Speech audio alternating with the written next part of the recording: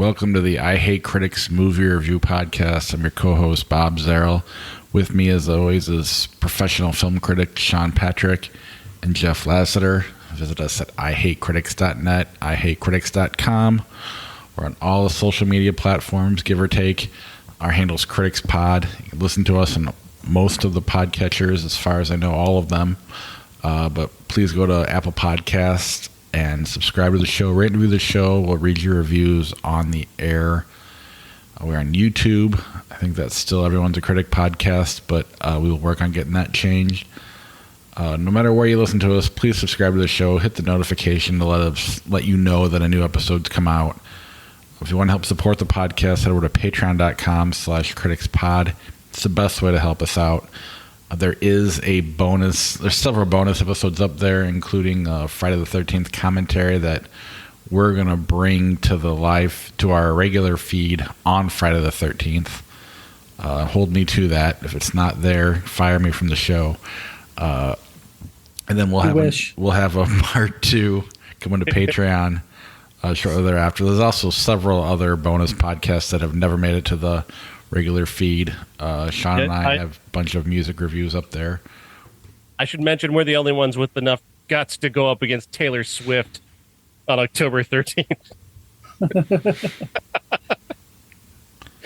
Yeah, and we're probably not going to talk about Taylor Swift on that episode.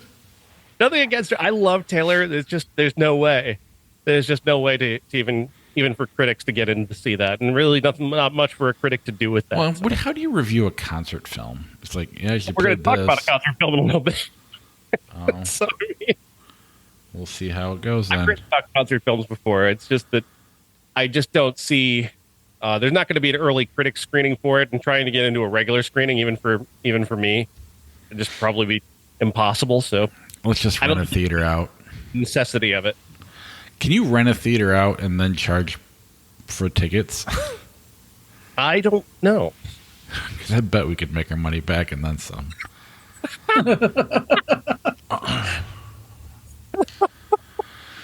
All right, but that's for the upcoming episodes. Right. Let's see, what have I forgotten? Oh, TeePublic. Head over to ihatecritics.net. We have a TeePublic link up in the right-hand corner if you want some of our podcast merch. Yes, I agree. Sorry, I'm still bitter. I put a new thing up on my own TeePublic tonight, and I just, in the description, I said I don't know why I bother doing this anymore. I made $4 last month. So yeah, someday when our listenership improves and we can start stocking shirts and shit and hiring someone to ship it out for us, but until that day comes, we're stuck with that company that doesn't even know we're bashing them. Sean, where can people read your reviews? You can find me on horror.media, geeks.media, and the archive blog is at seanatthemovies.blogspot.com. And Jeff, what do you got going on? Well, last weekend I went to the Massacre in Chicago, where I saw my all-time favorite movie, Black Christmas, on the big screen. Sold a lot of artwork and had a lot of fun. It was if whenever you hear me talk about this stuff and you want to come, it's people who love movies. If it's especially in September, October, it's a lot of horror movies. People who absolutely love that kind of stuff. If you're one of them, I encourage you, if you're anywhere near, to come and join them. I did. My horror show was leaving Chicago at midnight to come back to the Quad Cities to do another show the next afternoon. Got about 3 hours of total sleep, and turning around and doing it again this coming weekend at the Drive-In Massacre in Shelbyville, Indiana, at the Skyline Drive-In. It's 2 nights. I'm going to share it on our Facebook page. Some of the movies that they're going to have The Creature from the Black Lagoon in 3D with the traditional glasses, which I'm super looking forward to. They're going to have Friday the 13th Part 4, which one of my favorites out of the series. Just got some new prints in today that I'll share with everybody here.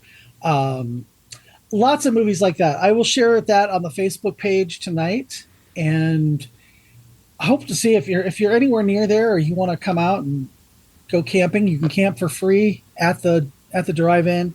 I am a princess, so I will be getting a hotel room so that I can shower and sleep in a bed because that's one of my obviously gay traits is camping is a no-no. And this, yeah. So they are showing, and this is like a big deal. My friend Joe, his favorite movie of all time is Hello, Mary Lou, Prom Night 2, which is batshit crazy, insane, but a lot of fun. They've gotten the director of that movie to come out, and they're showing a very rare 35 millimeter print at the show. I don't know for sure if that is Joe's personal one, but I know he owns one. I'll have Hello, Mary Lou merchandise, some Poltergeist merchandise, Friday the 13th stuff. So if you're interested in something like that, come and see us. I will also be on Friday the 13th and the 14th. I will be in Ottumwa, Iowa at Halloweenapalooza at the Bridgeview Center. And one of the guys from Shaun of the Dead, not the main stars, I can't the chubby zombie guy. Laura Park Lincoln from Friday the 13th Part 7, as well as Jennifer Benko, who plays the young version of her character. Tom Matthews from Friday the 13th Part 6. And Judy Aronson from Part 4 will all be there. So I plan on getting my prints signed. Yeah, and then I get to go to a convention just to go to a convention. I'm not selling at Scarefest in Lexington, Kentucky the next weekend. I don't have enough to do, clearly. So come and see me. Hang out. It'll be fun. That's awesome. So does it just really pick up this time of year, I'm assuming, with the horror cons? Or they kind of go year-round, don't they? Or is it they do go year-round. I would...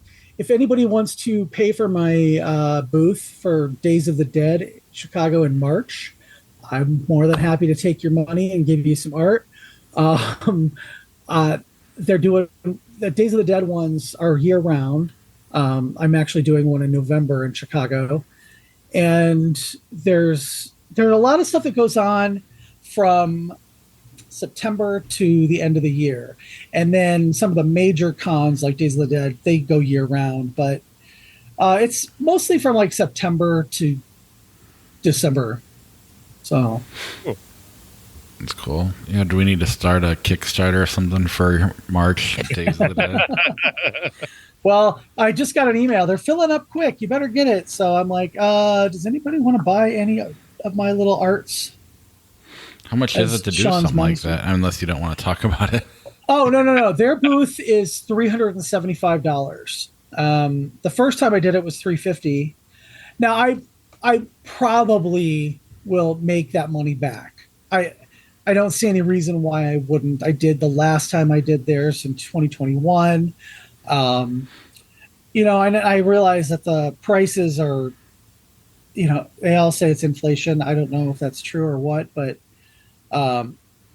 the prices to get into this stuff has risen, so your margin gets cut down quite a bit.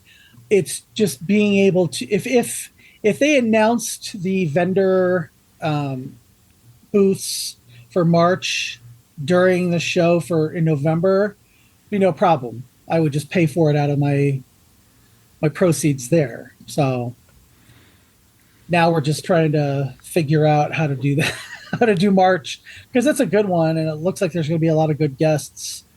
So Warwick Davis will be there, the Leprechaun, and Wicket from Return of the Jedi. They're celebrating 30 years of Leprechaun this month on Hulu.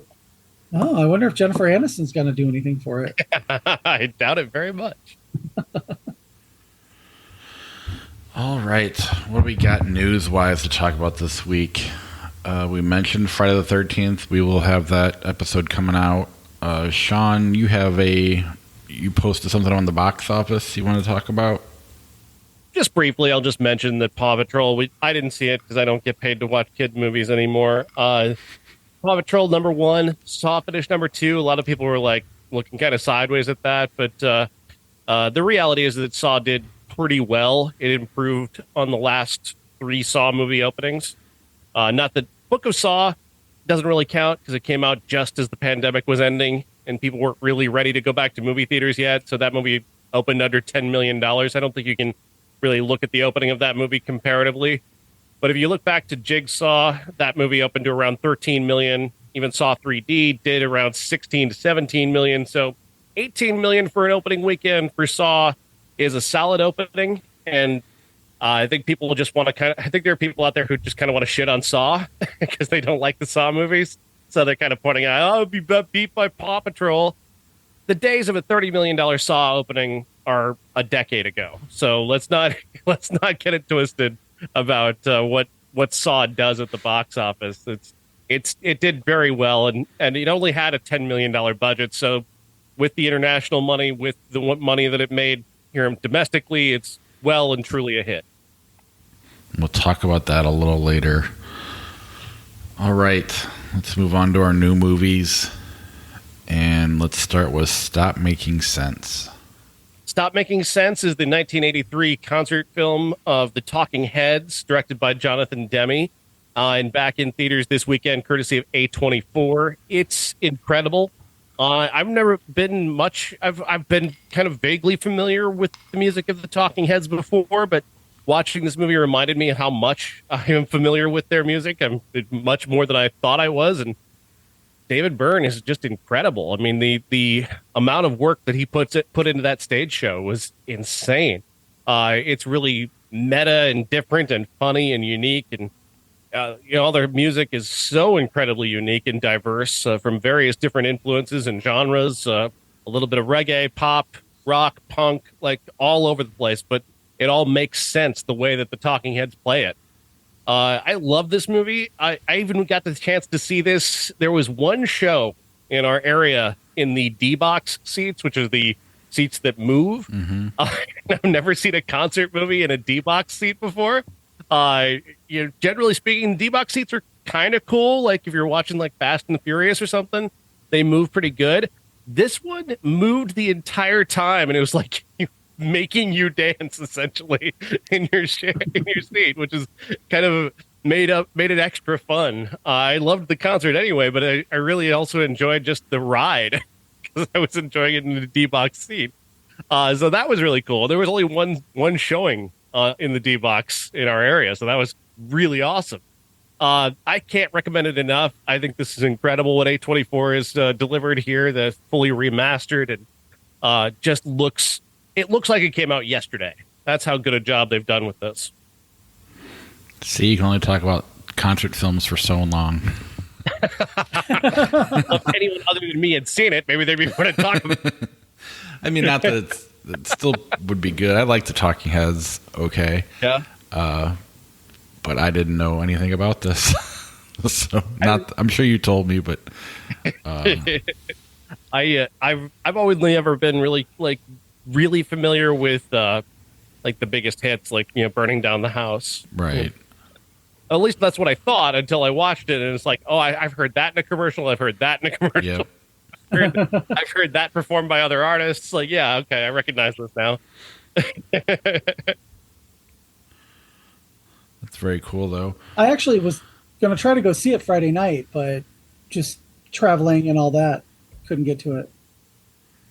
Yeah, I do hope it does well. I didn't see I don't think it made much money in terms of box office over the weekend, so I don't know how well it did. I don't think it even made the top 10, but it really deserves a great deal more of an audience. People really should be checking it out because it is absolutely incredible. Well, the thing about A24, though, is they're more about the passion project. They have their movies that make money, and then, you get behind something like this because somebody really likes it. And that's what's really cool about them. Rather than going to see this, I ended up going out with friends that I hadn't seen in forever, and one of them goes, "Have you seen Beau's Afraid yet?" So that made my night, so I got to sit and talk about that forever. Let's move on to The Creator. The Creator, starring John David Washington and directed by Gareth Edwards, who directed Rogue One and Monsters. It tells the story of Joshua, played by John David Washington, who is a double agent. He's working in New Asia to try and get to the creator, the person who created AI. Because in this universe, they developed AI. AI then nuked Los Angeles for whatever reason, and then the AI were like taken in Asia and given a place to live and assimilated into New Asian society. But America still wants to kill all the AI, so they send John David Washington over there to get close to the daughter of the creator, Gemma Chan, and he does his job because they get so close that he gets her pregnant and they they get married. Then she gets seemingly killed in a raid, and he goes off the rails, and he goes back into the military at the behest of Allison Janney as a colonel who tells him that Gemma Chan is actually still alive and that she has created this new weapon, which happens to be a small child, which he'll come to discover when he gets to New Asia. But he's got to take care of this or decide whether he wants to take care of this child or kill the child, depending upon whose loyalty he's going for. It's a great looking movie, and I think Gareth Edwards is pretty much the classic Carpenter director. He is not an artist. He is not an artist. He is not a guy who invests a great deal of depth or emotion in what he does. He relies heavily on his actors, and sadly, John David Washington is developing into an actor who needs a strong hand. He needs a director with a vision. He proved that he's a good actor in BlacKkKlansman because Spike Lee had his fingers on him the entire time. The same goes for Malcolm and Marie. He proved to be, again, a great actor because Sam Levinson, say what you will about the guy, I know a lot of people hate him, but he's a director with a vision, and he had a very specific vision for Malcolm and Marie, and he brought out the best in John David Washington. But without a director with a strong hand, he's kind of blank. He's kind of there. He doesn't have a life beyond. He just has a very vague motivation to do what he does, and that's basically all that he does. And he doesn't deliver anything more that's than what's on the page. And that absence of emotion, that absence of a deeper connection, deeper story, really dooms this movie because it is highly pretentious. It's a very pretentiously made movie. It seemed that everybody making it thinks they have something deeper to say, but they don't, because the depth of this movie is basically that war is bad and accepting people who are different is good, which is a fine message. It's a fine message if you're a third grader. If you're honestly, at a certain point when he's walking around with this 9-year-old robot kid, I thought he was going to start teaching her about sharing. I mean, that's the depth of this movie. War is bad, accepting people is good. Fine. But you got to give me more than that, and especially when your movie is pretending so much to be more than that. This movie isn't more than that. And while it's great looking and exceptionally well made, because Gareth Edwards is a fine carpenter, it's just not a satisfying film. That's disappointing because I really liked Monsters a lot, and even Rogue One is one of my favorite Star Wars movies. I think it's not saying much. I like but both those movies. I think he's great at spectacle. He's great at giving you, like, he created monsters that without monsters, you know what I mean? Like, and he had two good actors who he could trust to deliver on that material that didn't require a lot of his attention. The same goes for the cast of Rogue One. Good actors who are capable of giving you a little bit more than what's on the page, delivering a little bit extra in that movie. But it's not necessarily a great Star Wars movie. It's quite a good movie, but it's as good as Gareth Edwards can make it.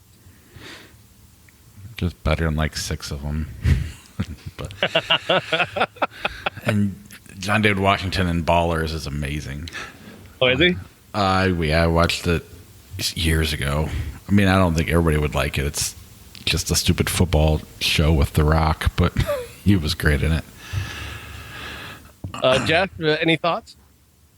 Well, I have a lot of thoughts. I don't know if any of them are right, but when I first started watching the movie, I was really, I was into it. Okay, so AI did what AI is eventually going to do in a big city. It all starts with your profile pictures on Facebook, people. Don't get it twisted. That's not art. That's not art. I thought it was beautiful, mm-hmm. but not beautiful in the way, like a like a sci-fi movie, like a Star Wars movie can be with, places you've never seen before. It was it was beautiful in that, oh, this is, some stunning photography of real life locations with some added CGI. I kind of rejected the trope that the the people who embraced AI were the poor Asian farmers who, they made the point, and they hit you over the head with the point that AI treats us better than Americans, which is probably true. However, Right. I heard it like 50 times, and trust me, I know how America is with imperialism and whatever, Mhm. but it was like, okay, we get it. We don't need that shoved, in our face every 5 minutes. We get it. Hmm. It was set up in the first, like 5 minutes of the movie. Cool. Um, and also it was super predictable. Hmm. Like I knew from the beginning who the creator was. I Right. knew exactly when they said, "Oh, we're going to take you to the creator." I knew exactly what was going on. Hmm. Um, the only thing I got wrong that was partially right in the end was that the creator was not AI. I was like, oh wait, but they're AI, and then this is just their baby. And I also didn't quite like how what you said about John David Washington needing a, a firm hand Hmm. is completely on point. I think he's an okay actor. Um, Although I think his dad is a fine actor most of the time. Sure. Um, I don't. I I guess what I'm like the shorthand for it is he's a nepo baby. Ooh. Um, Wow. Okay. I because, thought I was hard on well, him. I mean I'm saying that's the shorthand. I think he's fine, Mhm. but unless if he was not Denzel Washington's son, I don't know if he would be in all the prestige stuff that he's in. Hmm. He might be on TV or whatever, but I think he's John David Washington, Denzel's son. It lends a little bit extra for him. Um, I thought most of the performances were pretty good. I There's the one character that just I was just like, come on, do we have to have this? Was Allison Janney's, character literally breaking off pieces of the scenery and chewing it and then spitting it out because she was so evil. I just I mean, like how it's often does Allison Janney get cast as a badass army colonel, though? Come on. Come on. well, Allison Janney is a badass in everything, especially Drop Dead Gorgeous. She's the best character in that movie. Uh, but and I will watch her read the phone book. I don't care. But it was just like I wanted her to have a mustache at the end to twirl it. You know what I mean? So I it was I thought it was going to be so great because I really liked Rogue One and I liked monsters, and it was okay. It was, everybody's like, oh well, I never saw it advertised. I go to the movies sometimes 3 times a week, and I've saw it before every single movie I saw in the last month and a half. So I don't know what people are going on about. Even but I have seen that one advertised. yeah, They, you go to the movies like once every 6 months, right, Bob? Right now. For your movie podcast. Right. um, Oh, it did, yeah. in terms of the box office, it didn't do well. And if you go by the average, like the 3 times multiplier, it's coming up short domestically of making back its money, but internationally, which is what comes from E1 Entertainment One. They're not the most reputable company when it comes to distributing movies. They tend to just do product. So having a sort of what they consider to be a prestige movie, which they consider this to be a prestige movie, they've done relatively well with it internationally, and they're going to make some money on it. But that's about it. Yeah, I mean that's a bummer. Yeah, It's not a bad movie. I don't think it's a bad movie. I think it's just a movie that is not nearly as good as it intends to be. I think it's a movie that tries to adopt importance by, naming a character Joshua from the Bible and then having, baby Jesus as the main weapon against the devilish military. I mean, it's kind of cringy, honestly, in that way, but it's trying to adopt importance that it doesn't have, and that's really its biggest problem. Yeah, I mean, I think prior to probably this movie, I don't know that we would have called him a carpenter. We probably didn't have an opinion one way or the other. We liked the two movies he did. John David Washington we thought was a good actor, if not great, and so I think a lot of stuff probably was discovered on this movie. Perhaps, but I was kind of having this thought when he did that Netflix action movie earlier this year that was kind of mid. What is that? I don't remember. I can't even remember the title of it, honestly. It might have been last year. It was a Netflix film with him, an action movie that he did. And Tenet, kind of the same thing, because Christopher Nolan is not a guy who loves actors as much. He's good. I would say he's better at it than Gareth Edwards is in terms of getting what he wants out of actors. But, I don't think Tenet necessarily was a movie that John David Washington gives the strongest performance. He's part of the scenery and the spectacle, and I do think Tenet is a good movie. But I developed this theory during this movie, yes, but I do think this has kind of been trending in this direction because, again, you can see him in Black Klansman being very, very good, in my opinion. And you can see him in Malcolm and Marie, and I think that is an exceptional performance of Malcolm and Marie. And he's working with two guys who are writer-directors.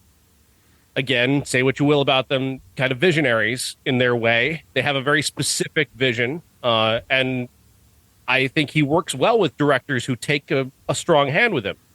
And Gareth Edwards is not that. He's a hands-off his actor's director. He wants to direct his spectacle, his special effects, his big, his big robots. That's what he wants, and he does that well. The robots in this movie, the AI, they look great. They really do. Oh yeah, it's a gorgeous movie and it's got great special effects, but it's a special effects movie without a lot of heart to it. It's empty spectacle. Yeah. All right. What about Saw? Saw X, directed by arguably the best Saw director, Kevin Grudert. This is taking us back in time to, I guess, it's a prequel of sorts to Saw 2, maybe? Yeah, it takes place between 1 and 2.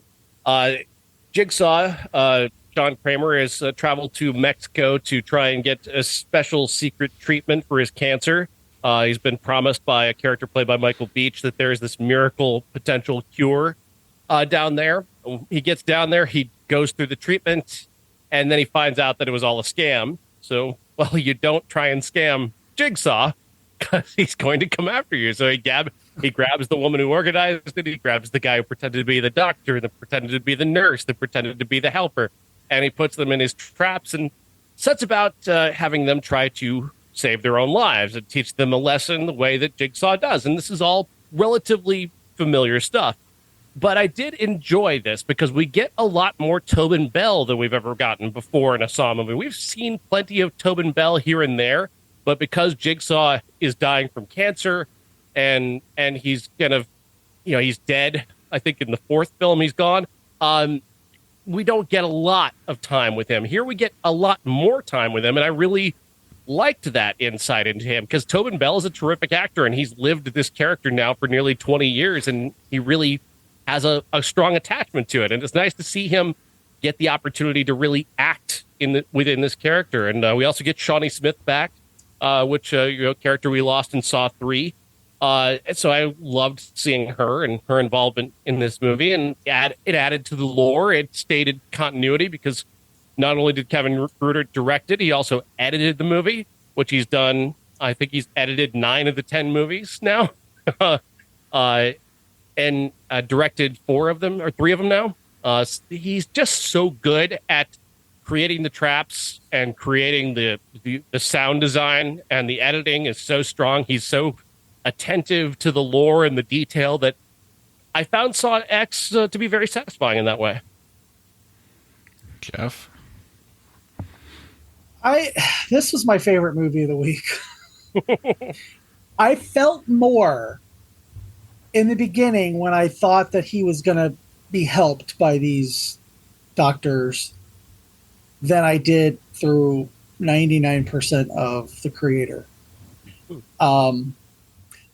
You know, say what you will about somebody who is essentially a serial killer who never lays a hand on somebody, but lets them choose their own fate. But he's a likable character. You know, he's doing things for the right reasons, not necessarily the right way or even the ethical way, but you feel for him. And Tobin Bell really brings that to the screen, especially in this one. I mean, I've been kind of rewatching a little bit, and then when I heard it was between 1 and 2, I'm like, I don't have to watch all of these right now, but I think that he's got a real like caring to his character. He truly believes that he's doing this for everybody's best interest. That can be a little, you know, maybe not so much in this movie because he is exacting a sort of revenge by people who have wronged him, whereas in the other movie, it's they've wronged other people or themselves or, you know, something like that. It's never been really personal. And this time it's personal. Oh, wait, that's Jaws 5 or 4 or whatever. But, you know, he comes across as one of the most sympathetic characters in a horror movie in a long time. And that's strictly based on Tobin Bell. Shawnee Smith also. I gotta get this off my chest first, okay? Shawnee Smith is 54 years old, and she is playing a 34-year-old in this, I think, because the first one she was in was almost 20 years ago. For God's sake, do not put a 54-year-old woman in that fucking wig and don't try to make her play a 34-year-old without some sort of like face mapping technology. I was taken out of it every time because they put a filter. They do that like Vaseline on the lens, like Elizabeth Taylor filter every time she like becomes in focus, and it's very distracting. I know this is supposed to take place 20 years ago, and it's at least let her have a decent wig. This was terrible. That being said, one of the characters who is caught in the traps that John sets is a former drug addict, and you can really see in her performance, because that was her. She was in one of the traps because she was a drug addict, and he wanted her to change. He wanted her to be a better person, and to give up drugs and make something out of her life. And she did. She's always been kind of a loose cannon in the Saw movies, but seeing her really empathize with the drug addict character and, you know, kind of delay her fate was really nice. It was, you know, it was true to her character and true to her motivations for helping John do all this stuff in the other movies.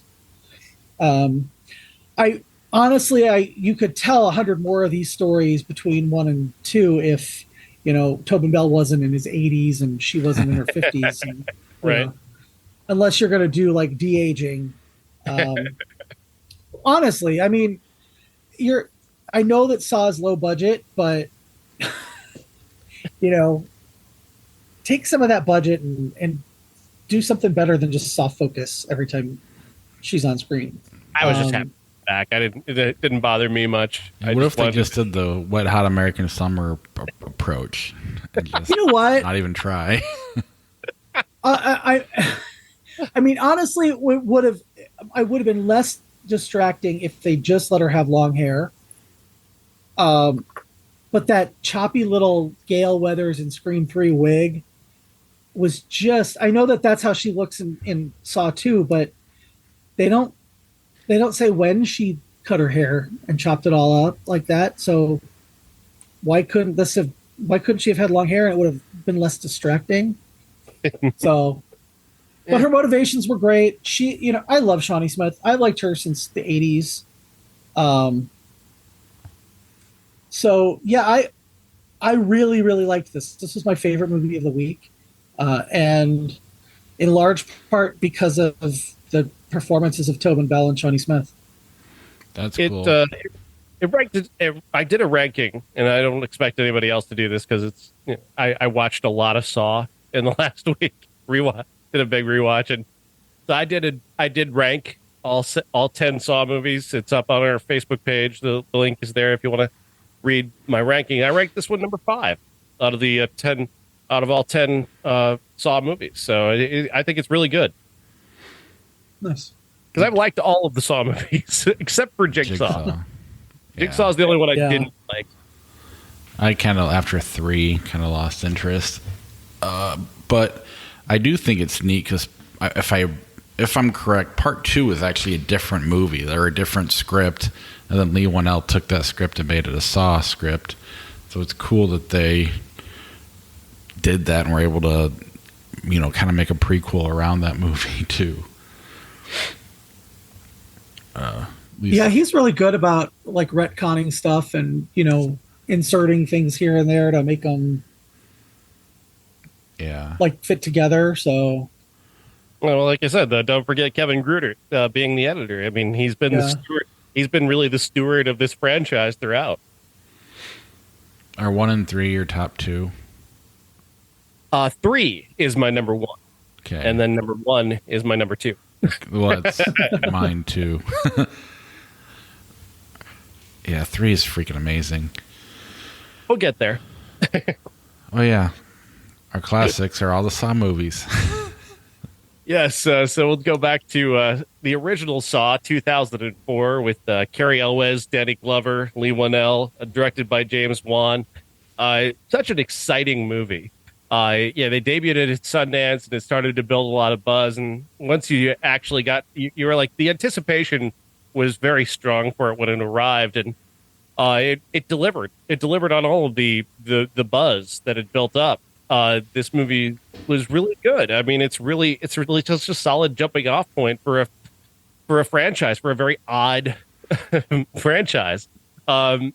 You've got this central mystery surrounding Dr. Gordon and Adam, Lee Wanell's character, who's such a jerk and douchebag. And the way that they reveal him slowly throughout is a really great piece of writing. And Lee Wanell's not typically an actor, but he delivers so well on the beats that he needs to deliver on that it really works. And then, of course, he's working with a pro like Cary Elwes, who just, at the time, he'd not been making much. He'd not been working very often. He'd been doing a lot of stage work. And, here's Cary Elwes suddenly from The Princess Bride is now, chopping off his own foot to escape from a serial killer. It was like, it had just so many weird elements that really worked. But it's the ending of Saw that will always make it so memorable and so incredible. The way that score builds, and the way that last moment when he grabs that saw and he ties off his leg and he starts,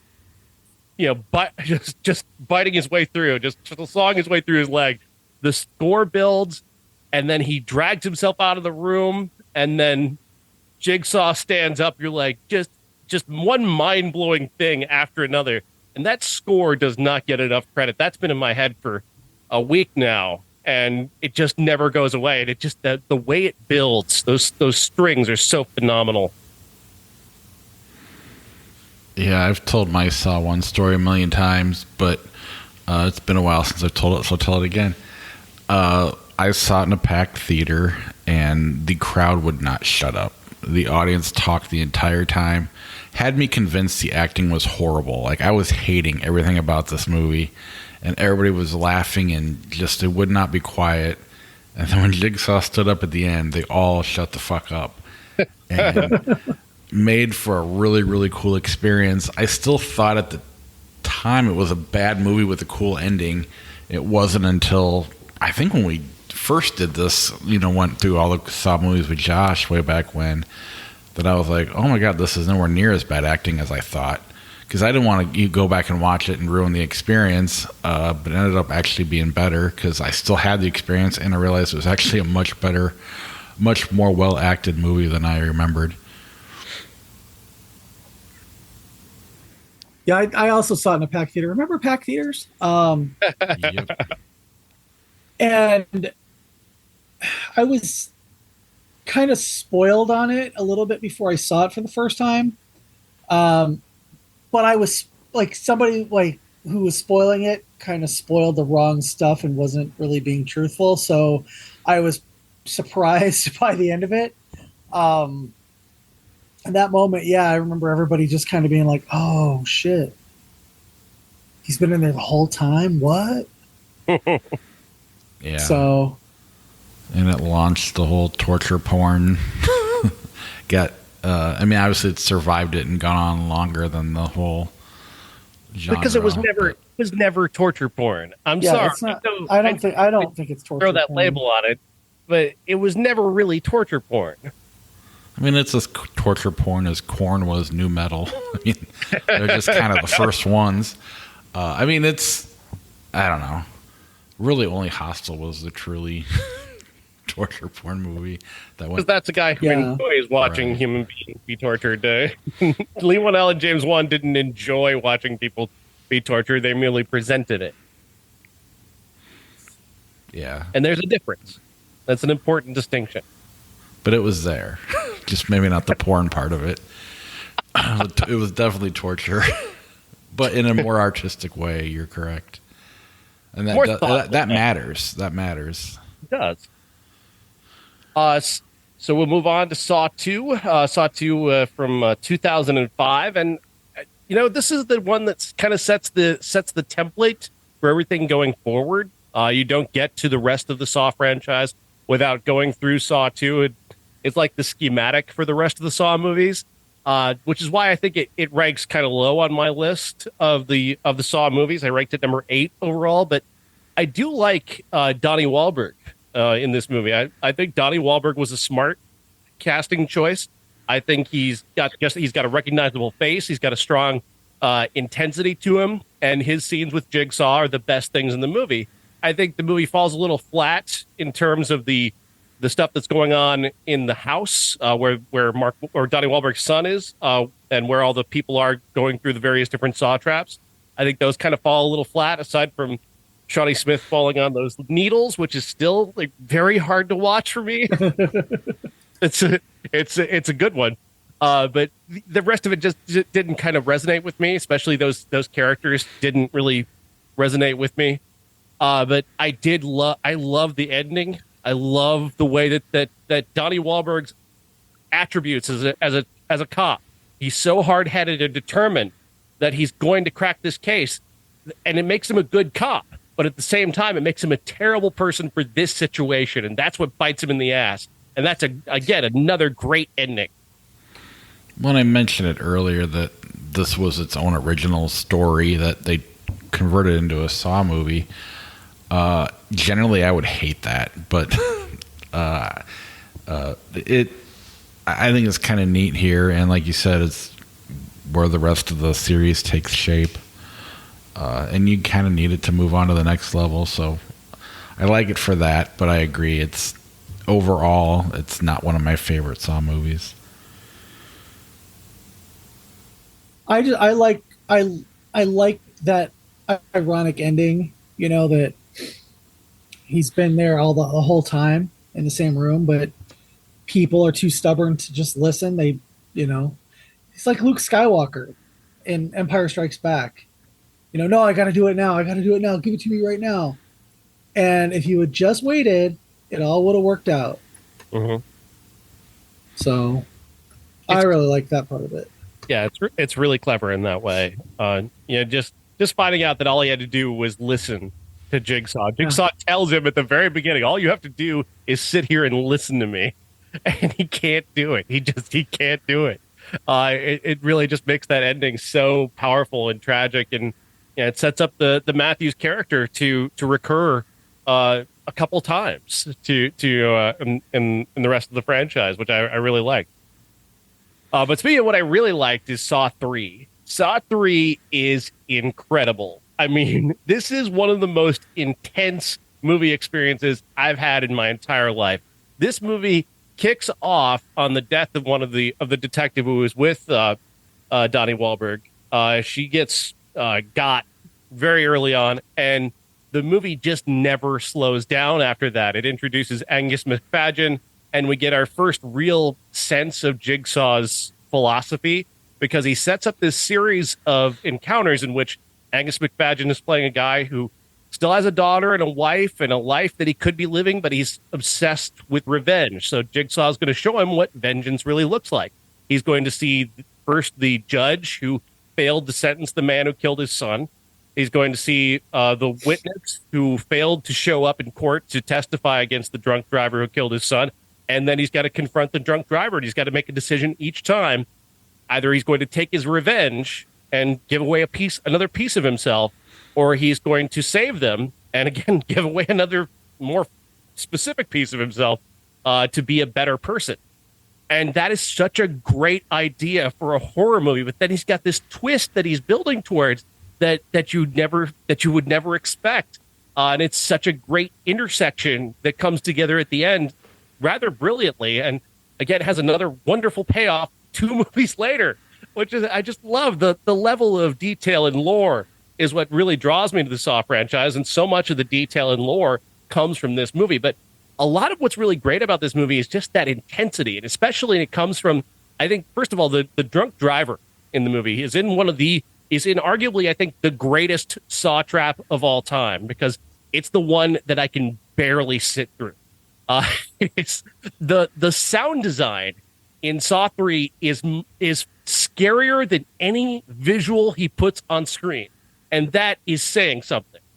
The bone cracking, the blood dripping, the muscles tearing, it sounds so horrific. And that really affected me. Yeah, when you close your eyes and then you have to imagine what you're hearing is even worse than seeing it. Exactly. Great. This is far and away my favorite Saw movie. And, you mentioned that movie earlier, The Creator, and how the ideas are so simple and almost empty. Here, it's the same, even though it's be a good person as the message, but it's so intense that you never have the chance to, you buy into it the whole time. You're just invested. You never get out of it. You're never pulled out of the movie because of that intensity. And this is the one I go back to. It's so good. It's probably why I kind of fell off after this, because this one is a very high bar. But I absolutely love this one. Yeah, same. I don't have anything to add. You guys.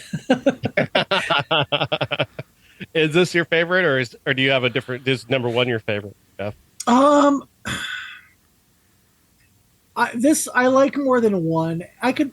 One is, once you've seen it, it's spoiled so that you can't really. Right. Like The Sixth Sense. Yeah. It's never the same after you've seen it again. Mm-hmm. So. All right. So yeah, I like this one better than that one. Saw 4. Saw 4 from what year was this? I can't even remember now.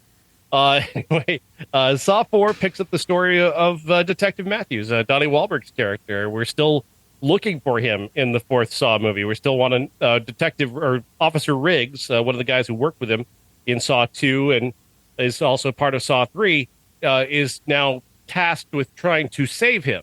He's got to go through all of the various different Saw trials in order to get to where Matthews is. And of course, Jigsaw in this point is dead. He died in Saw 3, and we've got Detective Hoffman, played by Costas Mandylor, which is a tremendous piece of casting. He's got a recognizable face. He's also just easily, he uses sleaze. He's just so sleazy.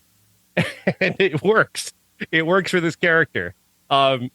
And he's essentially now with the death of Shawnee Smith's character, and of course Jigsaw's death. He's now the main, protagonist here. But he has set up all this trial, this Jigsaw trap series to get to Matthews, and to also create a sort of an alibi for himself that turns him into the hero going forward. And it's really clever. I don't think it's as accomplished as Saw 1 or Saw 3, but it is better than Saw 2. And I do like the pace of this. I like the idea of what Rigg is doing, and he's being tracked by Scott Patterson's character, the FBI characters who are tracking him, very smartly used to establish what we're going forward to in Saw 5. So it's a transitory episode, but it's a good, solid entry. I don't know. I knew the guys that got hired to write it. They were from the Project Greenlight, the one season I watched. And so immediately I was kind of against them. They're also the guys behind that Collector movie or series, which I think is terrible. I thought 4 through 6 were a little more convoluted and harder to follow. Or at least they didn't keep my interest like 3 did. There's a lot going on. They're pulling from other movies, but I don't think they're as good a writers as the guys from the first 3. And I don't know. I started to lose interest after starting with this one. Yeah, same here. 5. Good addition, Jeff. It's one of those things where it's like it was, as you go on, it's harder to keep up with who people are and where is this person, and we're going back to this one, but I don't remember that one, so I have to go back and watch it again. Right. You know what I mean? And that's where I also was kind of like, okay, I can't. I have to like take notes every time, and that makes it really really hard for me. And that's why I also started to lose interest in the series for a while. So, is that a better addition? Well, and they're not particularly fun movies to watch. Like some of the Friday the 13th or Nightmare on Elm Street movies. These are harder. They're legitimately scary. They're well thought out. But as they get more convoluted, it was harder for me to stay interested. The only one I really ever want to rewatch is 3. Otherwise, I just don't really go back to Saw. But have fun with 5 through 10 as we finish the show up. We'll run through them. We can run through them very quickly, but Saw 5.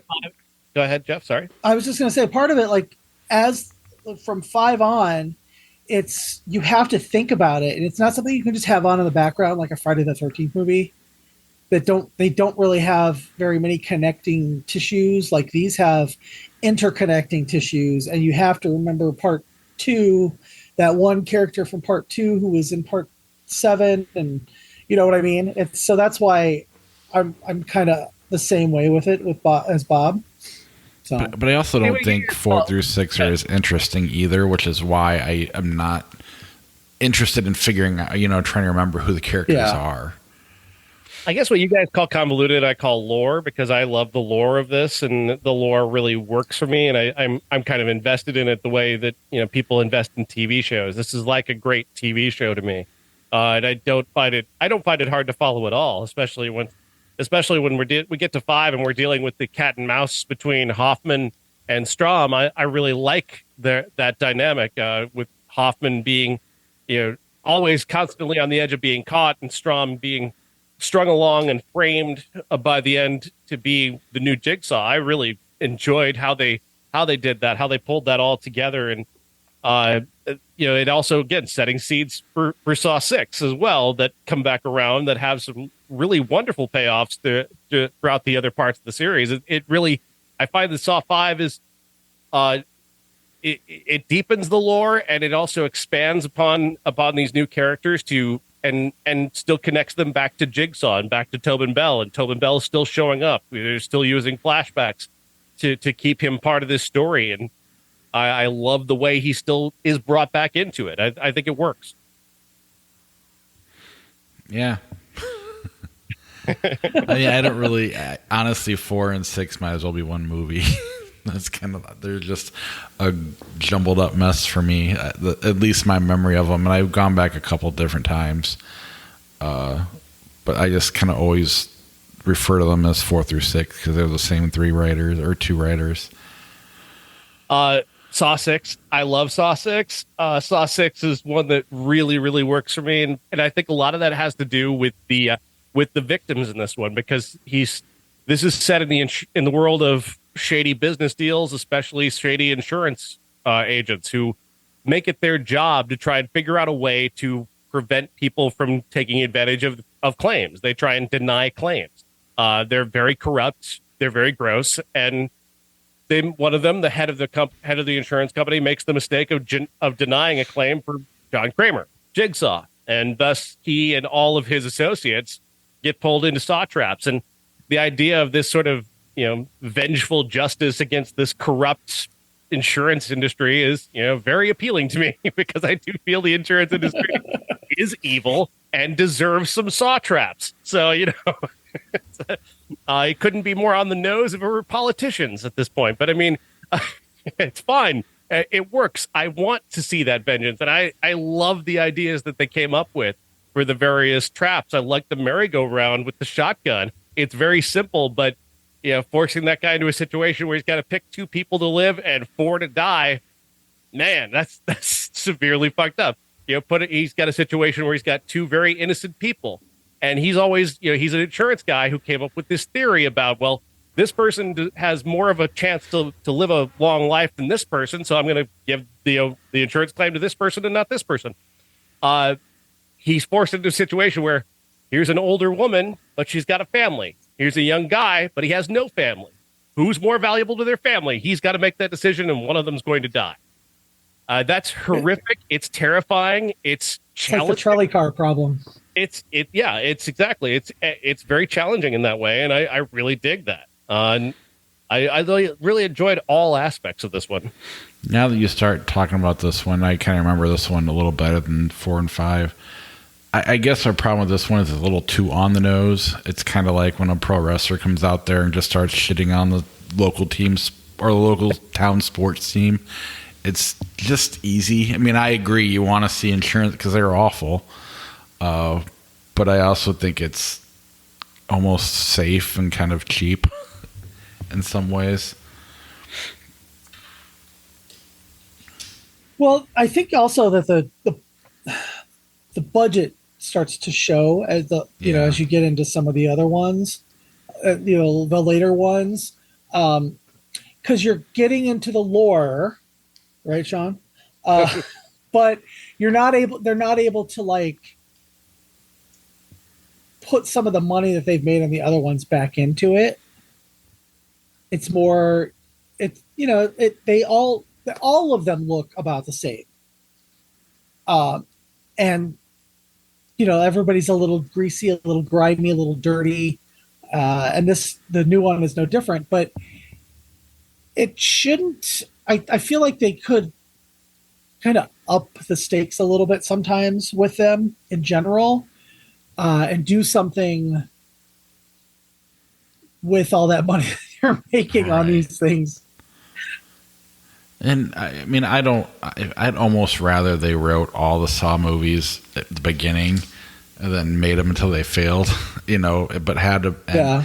The fact, I mean, it's kind of like the Marvel movies where after a while you got to try to connect all these movies, and that's where you start to lose part of the audience. Obviously, they didn't lose Sean, so they're doing something right, but they lost me. But at the same time, 1 and 3 are so good that I still say I like the Saw franchise. So it's, I don't know. I don't see them straining to make these connections. I think these connections are well made, and really what works about this is that the lore stuff is there, like Costas Mandalore and oh gosh, I can't remember her name now. Jill Tuck, Betsy Russell. They have a terrific dynamic that ties back all the way through the franchise that really works for me, and that's really the only element that is calling upon you to remember anything is the times when you're having Hoffman versus Jill, and that's a good dynamic for me. But most of the movie is about that insurance CEO being forced into this situation where he's got to take what he does on a daily basis and actually apply it in real life or death situations. And I thought that was very clever and very well executed.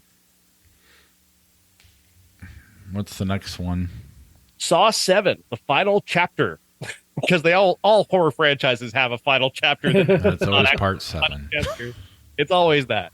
But Saw 7 is another one that's incredibly, intense and kind of clever, especially the opening kill with there's 3 different saws. There's 2 people on each side, and this time it's in public. So it's like in this window presentation, you've got one guy on one side, another guy on the other side, and then there's a girl on top, and she's got her own saw that she's going to fall on unless these 2 guys decide, I'm going to kill myself or I'm going to kill you, and she gets to live. And it's intense. It doesn't. It's relentless, and that's a great way to start. And the movie really kicks off in a very hardcore way. You're still dealing with Jill Tuck and Hoffman. Hoffman having survived a very serious trap at the end of 6 to come after Jill in 7, and really lots of intensity in that relationship that's building towards a really serious horror kill. There are a couple of really big, gory set pieces in this that really work. I think this one does kind of lose the thread a little bit that was built up through the first 6 movies. I don't like that Jill Tuck goes out as she does, because she was a really good. Betsy Russell's a really great actor and a really great character in this franchise. I didn't like having that happen, but I do like what happens to Hoffman, so that does work. So I think this one's really good. Is this the 3D one? Yes. And it still kept those Project Greenlight writers around for this one as well. I vaguely remember this one. But Gary Elwes comes back. That's awesome. Yeah. And how the long? Story is that Sean Patrick Flannery is playing an author who claims to have survived a jigsaw trap, and he's trying to he's been capitalizing off that with a book tour and talking about how he survived and what it meant to him. And then, of course, he obviously Hoffman and doesn't like the fact that this guy's been taking advantage of Jigsaw's legacy, so he draws him and his group of people into the saw traps. And good idea. It's a good idea. It's executed well enough. What's the next one? Jeff doesn't have any thoughts on Saw 3? You know what? I did not get to this one again this time. I didn't get that far. Trying to cram them all in at once was just impossible. Sure. And still get to the new one. So sorry. Is Jigsaw the next one? Yes, Jigsaw, then Spiral, and then 10.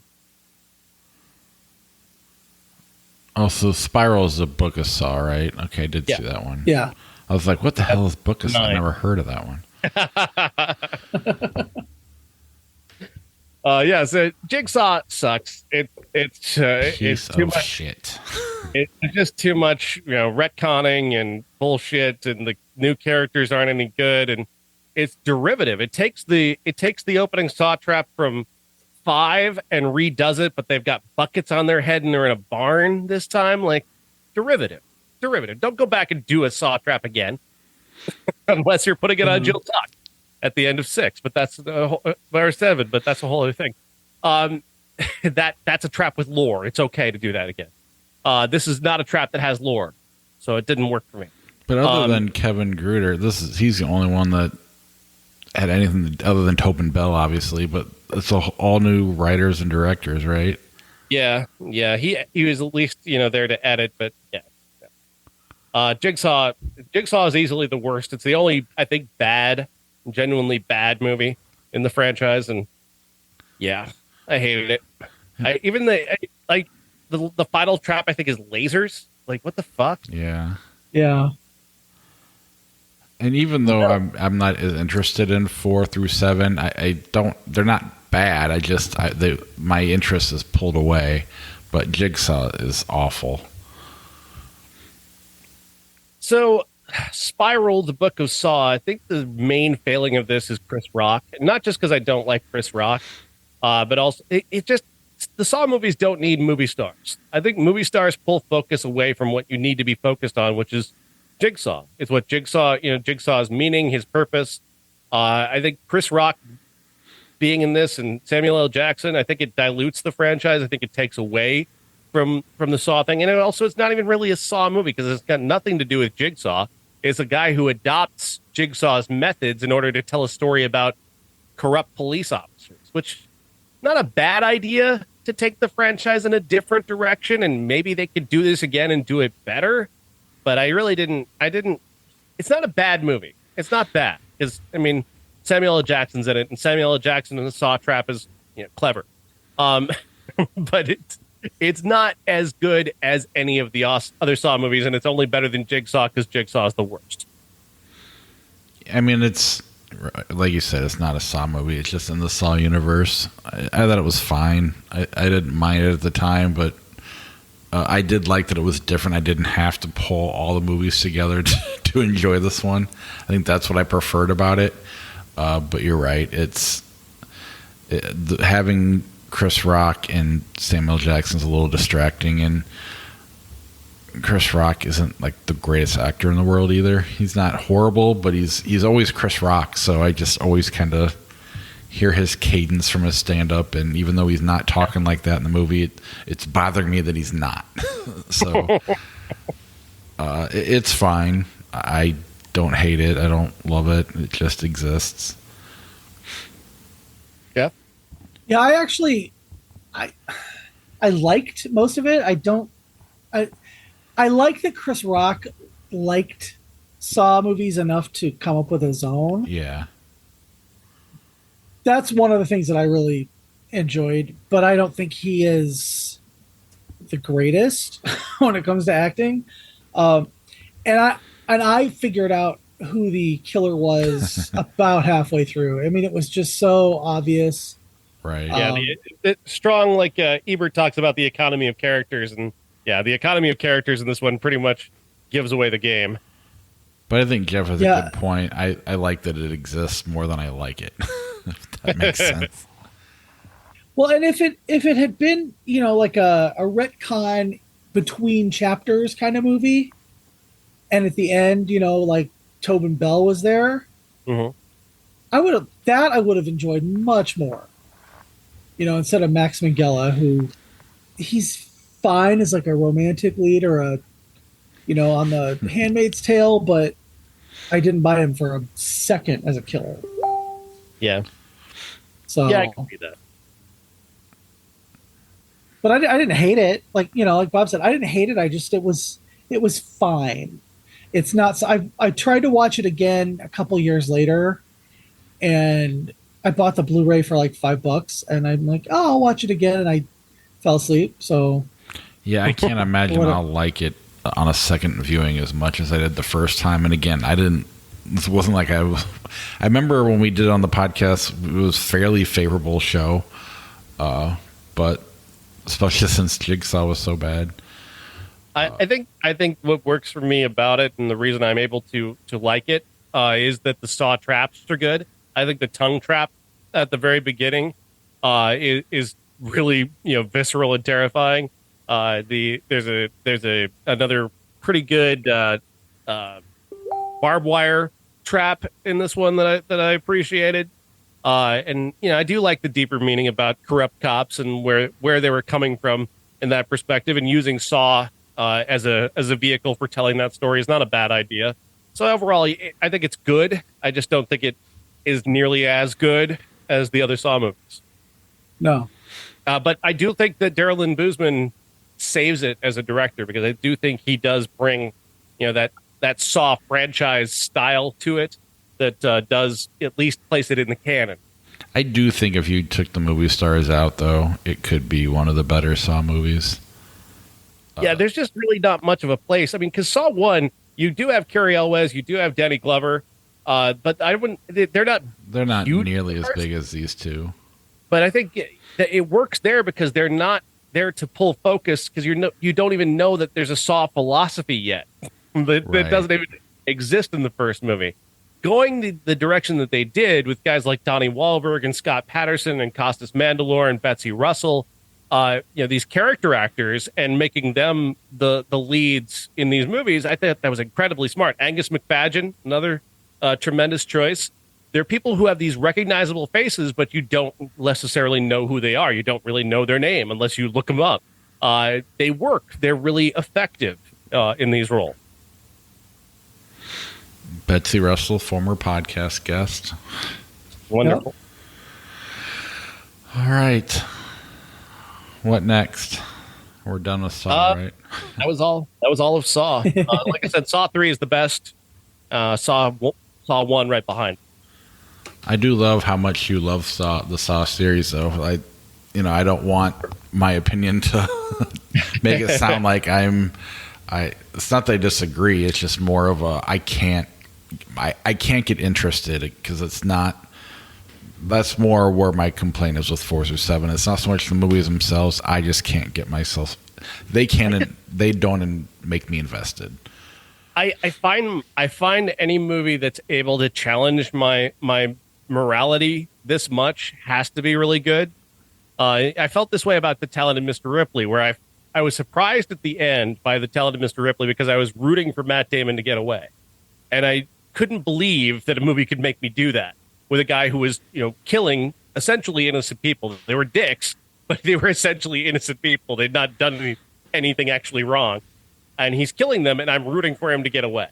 That was like a revelation for me as a movie. And then when I see the Saw movies and I see what Jigsaw is about and the philosophy that they're building about this idea of taking humanity to its extreme to see how much you want to survive and how that will affect the rest of your life. It's a fascinating idea. I don't think that's anything anyone should do, but I don't as anything different. Come on. People who want to go take their body to an extreme, like climbing Mount Everest or going to the bottom of the ocean. You want to take your body to its absolute extreme to see what it can do. Well, this is certainly another element of that because these are people who are placed in a situation where they can survive this, but they have to do something that is going to transform them completely in order to do it. And I find that to be a fascinating idea. And the way he's sort of causing these people to self-actualize and improve themselves and atone for their sins all at once and in a horror movie context, I think that's fascinating that somebody was trying to do something that thoughtful and unique in a horror movie. Well, that being said, though, I don't think it necessarily helped Amanda because she had all this rage inside of her and she turned that from drugs into really undying fealty to John. You know what I mean? Mm-hmm. And she had that underlying rage and hatred of the world that kind of probably drove her to drugs. And now she's and I think John knows that she's using that to help him, but not necessarily for all the right reasons. Well, there's an interesting thing about that because if you're getting off on it, you're following the lore. She's actually like Saw 2. They seem to show her acting against John's will and not following the rules. But we find out later, I think it's in Saw 5, that Hoffman had actually set her up to do that. That she ends up killing the woman in Saw 3 because of something that Hoffman did. And not necessarily because she was filled with rage and was defying Kramer. Because it turns out she was with the man who accidentally killed Jill Tuck's baby. And she didn't want John to know that. And Hoffman knew that and was going to tell him. And so she followed Hoffman instead of following Jigsaw. And that's how she ends up dead. So there was an element there where she was actually the true student of Jigsaw, whereas Hoffman was more of a, selfish, brooding villain. But I think even in this one, the new one, I got that. underlying rage. Not necessarily, she wasn't always acting on it, but she did defy him by uh, telling him that she would continue with this, but uh, the anesthesiologist goes next. Mm-hmm. And he wanted the Esmeralda or whatever her name was. The drug addict, the prostitute. Yeah. He wanted her to go next, but Amanda was like, no, we're doing this. And I don't know if, just like, I definitely get the father-daughter dynamic that they have, but she just had that underlying rage to me in her scenes in the new one. I think what works here again with this franchise for me is that it doesn't necessarily work. As much as John Kramer's put a lot of thought into all of this, and as much as he believes in what he's doing, it doesn't always work. Rig does things that are pretty much pretty horrible, but he does them for the right reasons. But he's doing essentially set up to do really horrible things. But he's essentially a good person. You've got obviously Hoffman, I think, is just evil and wants to do evil throughout. So they're willing to allow that his way doesn't necessarily help people or doesn't necessarily work, but it can work. There's a possibility, and so some people do learn something valuable, and many of them don't and end up dead. Well, one thing you never find yourself questioning is like the logistics of how he pulled all of it off. And I think you have every right to question that, but for whatever reason, the movies they keep you invested or confused depending on which one you're in and who you are. But you're never sitting there going, well, he's 80. There's no way he could, this doesn't make sense. No point are you doing that, which I think is really impressive with, considering who the big bad guy is. I think 4 is probably the one that's most responsible for confusing people because there's a time shift in that one that places Hoffman in the activities of Saw 3 that you didn't necessarily see him in. And I think that one tends to throw people off. But aside from 4, the rest of them are well canonized. Yeah, and I think the fact that I know the writers of that movie and they go on to do 4 through 7, I don't like them. I don't really like anything they've done. So I can't not bring that to these movies as much as I try. And watching that Project Greenlight series, they're just not likable guys. I mean, it's just... You're talking about Dunstan and Milton, right? Yes. And we've talked about the Collector movies on this show way back when. Those are fucking garbage. They are. But they often work under Kevin Grutert, and I think Grutert is really great at this. So I don't really notice them very much. Right. Like I said, I'm bringing, things I saw in that series and their personality to this, and then being annoyed by what you just said on part 4. Now, I mean, some of this is coming back as you re-explain it, but anyway, doesn't mean I'm right. Just explaining my process. So I take it, I don't know if you'd necessarily you guys would call yourselves Saudis then? I like 3 so much though, and 1. I like 1 was one of the greatest theatrical experiences I've ever had. Yeah. So because of those 2, I don't hate 4 through 7. I just don't care about them. So I would say I am, but obviously not like you. My nickname for Saw fans is Saudis, after Swifties. I have too many associations with that name from my hometown to go along with that. How about Jiggies? Yeah, that was better. No, that's even worse. Good plan. Yeah, let's not try. I think that's less serious, Jeff. Well, you can be a Saudi then. You almost were. All right. 1993, we had Airborne and A Bronx Tale. Yeah, and we watched Airborne for the podcast, and also went back and grabbed Hot Shots Part 2 because we didn't really want to watch Airborne. It's the only movie we couldn't have talked about Airborne for an hour. So, yeah, we have Hot Shots Part 2, which came out earlier in 1993, and Airborne. Airborne is terrible, but it's a funny premise about a kid from California who's a laid back surfer who's got to go to the Midwest and learn how to rollerblade in competition, man. There's a very angry Jack Black in the movie for some reason. I don't know why he's so angry, but he's very angry throughout the entire movie. Airborne is terrible. It's a terrible movie. Maybe that's why he was angry. Next week is just all things Exorcist. All of them. 1, 2, Your 3. mother sucks cocks in hell, Karis. The remakes. The new remake. The TV show. Not the TV show. The only we didn't know about it other than Jeff. Maybe Sean did. I didn't. I did. I had no idea. Yeah. No, I totally blocked that out. Yeah, I'm thinking it's from like the 80s, and Jeff's like, no, like 5 years ago. I thought when he said no, I thought, oh, the 1970s. Okay, that makes sense. Yeah, no one knew who Gina Davis was, and that makes sense that she'd be in this.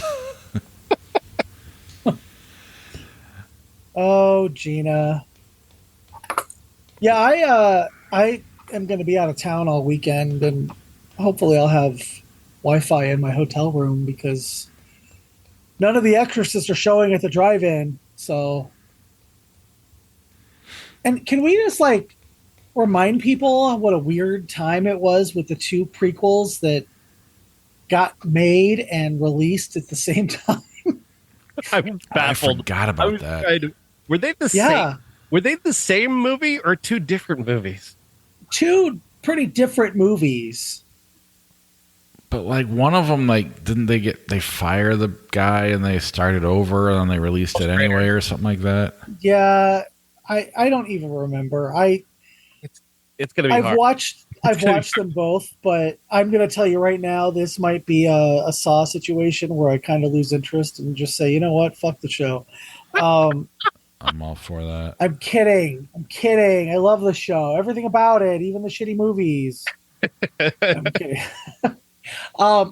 I'm not going to have to watch the original Exorcist, so because I've seen it probably 30 times, with and without commentary by William Friedkin, where he just fucking explains what's going on screen. It's like alt text on a photo. It's just like prescriptive audio. I'm just like, shut up, Will. Sorry. The only one I'm not going to have to watch is Exorcist 3 because I've seen that twice in the last 3 years. So yeah, I'm good. That's a high point. That's a high point in the series, though. The director's cut. I'm excited to talk about Exorcist 2, The Heretic, because I had a wonderful experience seeing that for the first time, and I've not laughed that hard in a very long time. Like, I saw Exorcist 2 and laughed so hard throughout that movie. One of my absolute favorite lines of any movie ever. Oh, I was possessed by a devil. It's okay. I'm okay now. Oh, Lord. Wonderful. So, Exorcist the Beginning is on Peacock. Great. Wonderful. So there you go. Well, I have the box set, which has got 1, 2, the regular cut of 3, and then the two prequels, and then I have the Scream Factory version of Legion, which is it's just so great. So Stellan Skarsgård is in both Dominion and Exorcist Beginning. Yeah. So confused. I cannot wait to dig into these now. I gotta tear this apart. If you fall in love with these movies, I'm gonna be so pissed. There's not a chance. I'm gonna laugh. I'm gonna laugh because he hates Exorcist so much.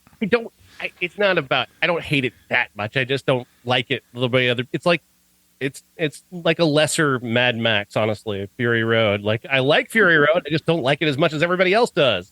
Fucking I awesome. okay. I don't hate The Exorcist. I just don't like it in the way that most people do. And I don't understand why they like it so much. Well, I can tell you 100 reasons, but Save it for next week. I will. All right. Do you guys have time for flick chart, or you guys want to go to bed? I can see the first one, so I definitely want to do play. Oh yeah, I don't have to work till noon tomorrow, and I'm going to stay up and watch Ahsoka. So let's go. Midsummer, Hannibal. Midsummer. Oh, Hannibal. I'm just kidding. Of course it's Midsummer. Our number one movie. I don't hate Hannibal the way other people hate Hannibal, though. Yeah, I like Hannibal. Okay, Amelie or not Doctor Strangelove? Amelie or Puss in Boots? Amelie. Emily. Oh. Kate and Leopold or Meet the Robinsons? Downhill fast. Really? Okay. I've never seen Kate and Leopold. Just, I don't. yeah. Whatever. Meet the Robinsons is pretty good, actually. Cool. Chef, Marley and Me. That's tough. I like both of these movies. I'm going Chef, but I think Marley and Me is actually really good. Chef. Yeah. Phantom of the Opera 2004, Maid of Honor. Both are absolute fucking garbage fire movies. Phantom of the Opera because I think actually Maid of Honor is so much worse. They're both terrible, but like that one's terrible plus like more terrible. I haven't seen either one of Okay. these. Fucking hate it. Fucking hated that movie. Phantom of the Opera because it has Emmy Rossum in it, and not Anne Hathaway. Nothing against Anne Hathaway, but I do like Emmy Rossum a lot. Broken Arrow, Fist Fight. Broken Arrow. never seen Fist Fight. Fist Fight was fun. Broken Arrow's terrible, but I get why Sean likes Broken it. Arrow's fun bad. Yeah. It's a fun bad movie. Fist Fight just exists. Rio, A Knight's Tale. A Knight's Tale. Knight's Tale. Cree. The Loved Ones, The Room, 2003. I've never heard of The Loved Ones. Mm-mm. American Hustle, The Room.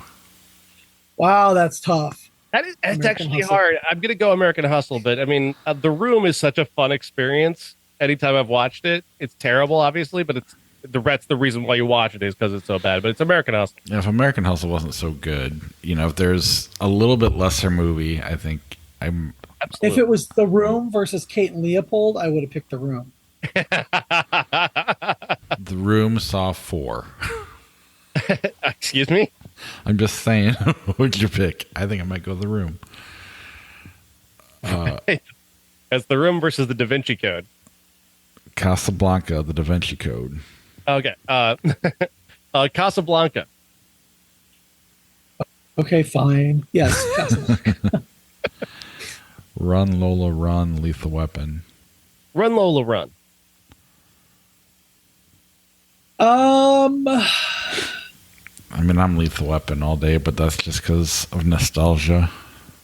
I like Run Lola Run, but I would probably watch Lethal Weapon again first. So is that your choice? Run Lola Run. Wind Talkers, The Professional. The Professional. The Wind Talkers is so dull. Last Action Hero, Zodiac. Zodiac. It's one of my absolute favorites. Absolutely. Awesome. What is that poster? Nightmare on Elm Street 4, The Dream Master, E.T. Oh my Giving God, somebody is that- the Eucharist. I'm going Nightmare on Elm Street 4. You know what? I am too. But that poster that they're showing for E.T., it looks like A priest. Tommy Chong painted it. It looks like he's giving communion to somebody. Dude, you want some glowy communion? Yeah. Here's where I reveal that I don't like E.T. anymore. I used to. I think as a kid I liked it, but like trying to watch it as an adult, I find it tedious. The only thing I like about E.T. is my sister's still deathly afraid of like any toys or anything. So every year for Christmas, we get our ET dolls. Well, E.T. was the first movie that made me realize that other people were as affected by movies as I can be. Mm-hmm. I went with my cousins, and my cousin Peggy was bawling her eyes out when the guys were coming into the house and stuff, and I was just like, I looked over and I just kept looking at her more than the movie because I was like, wow, she's really into this movie. It's so, but that be the right choice. Nightmare on Elm Street, fun, and I will watch it again. And it has the line, yo needle dick, I bet you're the only man in this school that has penis envy. Spies Sorry, like us. I used to Close Encounters of the Third Kind. Close Encounters. Close Encounters. Spice World, Three Amigos. Three Amigos. Three Amigos. Agreed. A View to Kill, Three Men and a Little Lady. Ugh. A View to a Kill. I won't watch either one. View to a Kill has Grace Jones and Duran Duran. I do like. So- I like Grace Jones only as a meme. Yeah, I did because for a number of years, like my sister and I would always say, check your back seat for Grace Jones. Yeah. All right, we'll go A View to Kill. Fantastic Beasts and Where to Find Them, 21. Ugh. Gross. Fantastic Beasts, I guess by default. God, both problematic people. And I don't care. You pick, Bob. I really. I'll go with the one with the troubling opinion versus the troubling actions. Dallas Buyers Club, Trick or Treat. Trick or Treat. Trick or Treat. The movie that I gave Sean because I loved that movie, and then he made fun of me for giving it to him. Edge of Tomorrow, The Wedding Singer. Edge of Tomorrow. I'll go with Oh The Wedding God, Singer. Adam Sandler, Tom Cruise. Oh, Edge of Tomorrow, aka Live Die Repeat. The Nice Guys, Predators. They're both Predators. good. Nice Guys is better. Yeah. You hear about the rumor about Predators was that the character Lawrence Fishburne played was actually going to be Danny Glover's character from Predator 2. Huh. He turned it down because he said he's too old for action movies. I thought you were going to say the predictable line. Isn't he like the Glad same you age as didn't. Larry Fishburne? I don't know. I think he's a lot older, isn't he? I thought so, but I couldn't tell you for sure. There's another rumor about Predators about the end. There's apparently at one point an ending of Predators that was going to have Arnold Schwarzenegger show up on a plane full of predators, and they were actually working for him now. Well, he This was all been a test for the people that were on this alien planet. He was also wasn't Sigourney Weaver supposed to be at the end of The Predator? I think there's something about that because they're alien. Obviously, Alien versus Predator is a thing. So yeah. Sorry, I zoned out for a little bit. Dick. Doesn't like hearing about the greatest action franchise of all time. Not even here to defend himself. It was the greatest action movie of all time. Oh, sorry. Not even the best movie in its own franchise, but nevertheless. An insane comment. Dark City, Lion King. Dark City. Yeah. Yeah. The Help, Finding Neverland. Finding Neverland. I guess they're both just I don't know. I mean, I'm never going to watch either one of them again, but Yeah. They're both just so saccharine that I don't know. Finding Neverland, that's fine. Because it's got better memes. The Border, The Bridge on the River Kwai. Bridge on the River Kwai. I have never seen The Border. But Bridge on the River Kwai. Because it's whenever we're playing Pictionary, I always say bridging the gap, bridge on the River Kwai, no matter what it is, and everybody gets like looks at me like I'm fucking crazy. One of these days, though, you're gonna get it. Yep. Step Brothers, Space Cowboys. I can't wait to hear this answer, Sean. Fishing with Gandhi. Oh, show's over. God damn it. See you guys next week. Peace. See ya. Bye. See ya.